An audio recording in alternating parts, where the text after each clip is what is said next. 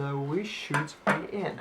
Now, here we have once again a lovely message from MaXpeedingrods.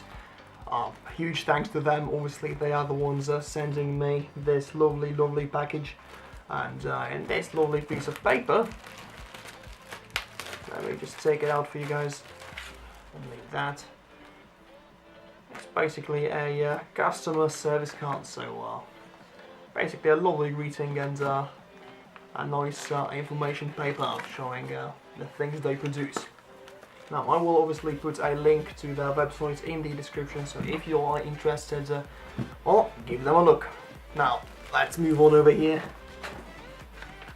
Oh yeah! Now, what's this? Okay, so this is basically a guide on how to use these things. You guessed correctly, those are coilovers for the E36 coupe with adjustable dampening, forged D6063 aluminum camber plates, fillable upper mounts, high tensile performance springs, dust boot to protect the dumper seal, and all sorts of goodies in there. Now, boy, oh boy, I'm liking this very much already. So I guess let's start with the front ones. And things are about to get messy over here. Now, okay, these things are really heavy. But out. There you go. Okay, now let's get them out of the package.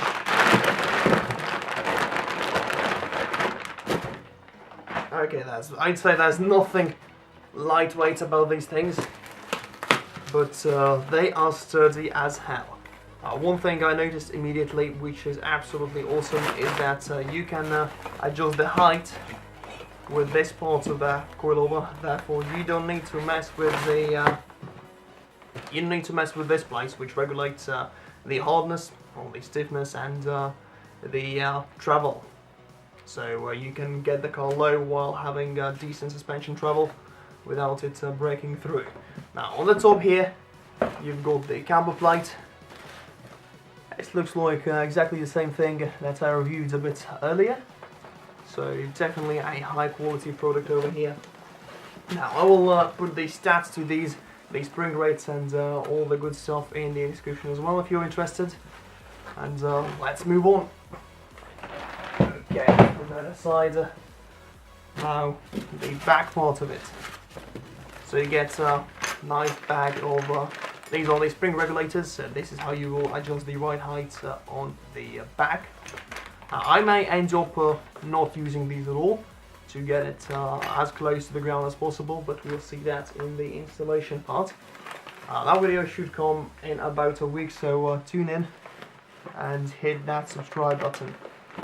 And well, this of course is the spring itself for the rear. I have heard that they are pretty stiff, which is awesome. I mean, many people complain that they are too stiff for daily driving, which doesn't really bother me as it's a track car.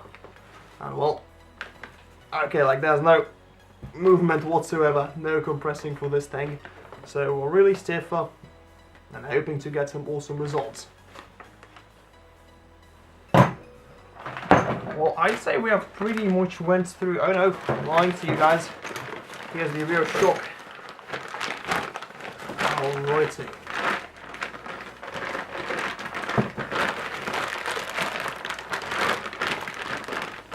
Where's my knife? Oh, scissors. Like once again, they've spent quite some time packaging these things up. Everything is nicely protected. Okay, now here of course you have the uniball upper mount as well. No rubber bushings there, it's all solid metal, so you may need to make sure that your struts don't get broken, as this will put quite a bit of stress on the car. At the same time, it will make it even stiffer. Everything seems to be working down there once again. This is how you adjust the height for the spring itself, which is absolutely awesome. It means that you can get really close to the ground and adjust these settings how you want them. Now, I'd say that's about it for the unboxing part. I guess we have taken everything out how we need it. Boom. Okay. I'd say we're pretty much through this off. Obviously there's another coilover for the front and a set for the back as well. I'll see you in the installation part.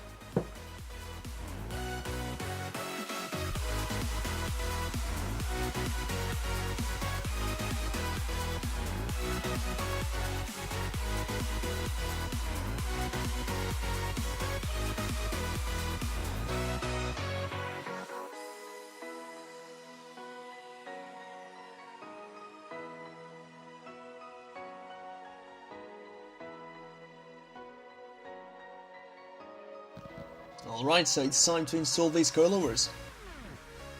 Start off by breaking loose the wheel bolts, as you won't be able to do that while the car is in the air.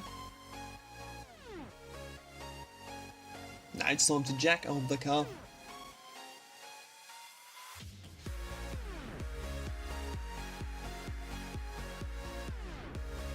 Always use jack stand to support the car, to keep it from falling on your head.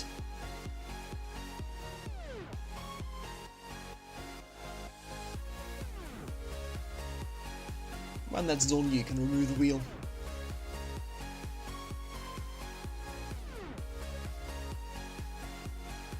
It's wise to support the lower control arm, so in my case I use an old track wheel. Then you can go ahead and break loose the lugs on the upper mount.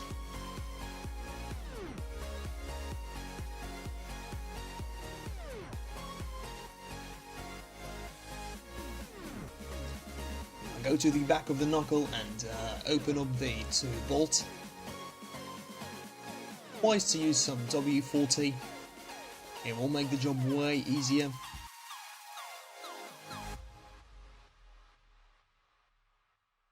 And go for the studs and the nut. Now you can remove the bolts as well as the studs.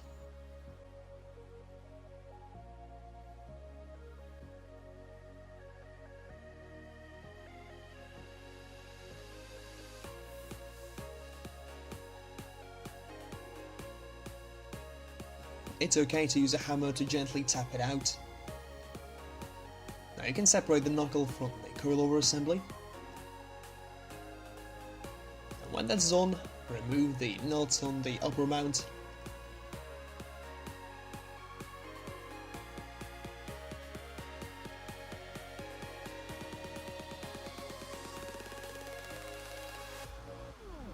Make sure not to put too much stress on the brake lines. Now take the new coilover, put it back in place just where the old one was. Once again, be careful with the brake lines.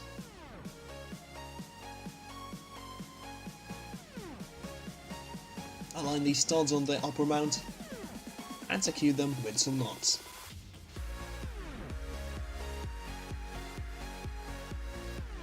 Connect the knuckle with the coilover.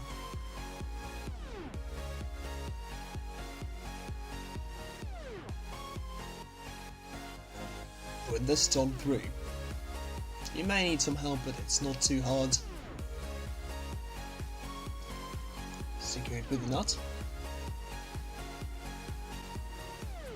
Then go for the bolt on the bottom. Make sure to secure everything tightly.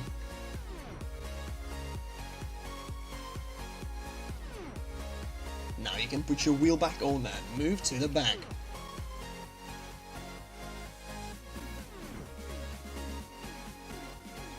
Once again, break loose the bolts, jack the car up,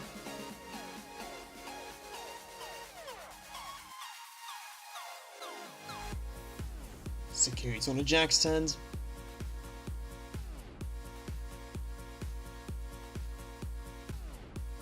and remove the wheel. Now once again, break loose the nuts on the upper mount.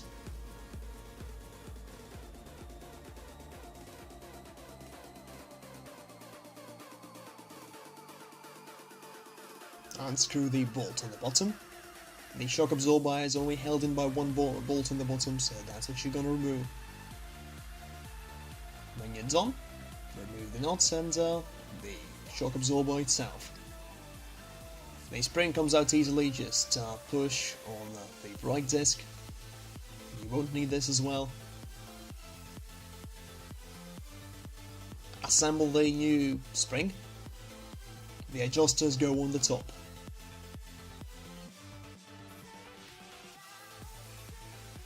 Well, it's time to put it back in place, do it just as you remove the old one. May need a little bit of wiggling, but it's not too hard to do.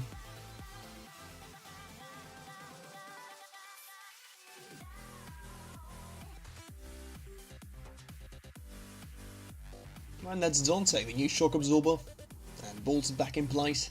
Start with the bottom.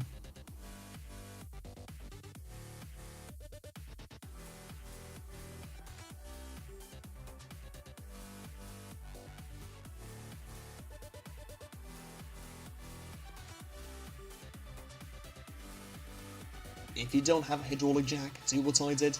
Jack up the car as high as you can and put the jack stand under the brake.